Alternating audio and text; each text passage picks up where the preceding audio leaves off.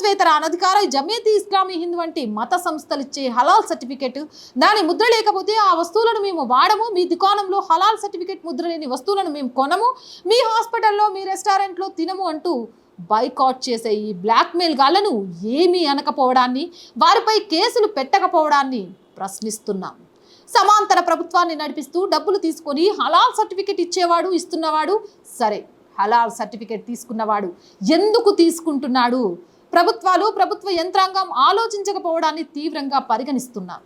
హలాల్ చేసిన జంతువులను, హలాల్ ముద్ర కలిగిన వస్తువులను, పండ్లు, డ్రై ఫ్రూట్స్, ఔషధాలు, ఆయుర్వేదిక్ మందులు ముస్లింలతో పాటు మిగతా మతస్థులు ఎందుకు తినాలి, ఎందుకు కొనాలి, ఎందుకు వాడాలి? గౌరవ ప్రభుత్వ అధికారులు, పెద్దలు వివరించగలరా? ఈ ప్రశ్నకు సమాధానం ఉందా?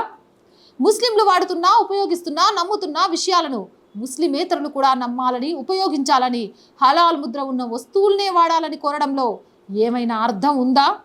ఇది భారత రాజ్యాంగంలోని ఆర్టికల్ 27కు విరుద్ధం కాదా? దీన్ని న్యాయస్థానాలలో ప్రశ్నించాల్సిన అవసరం ఉంది.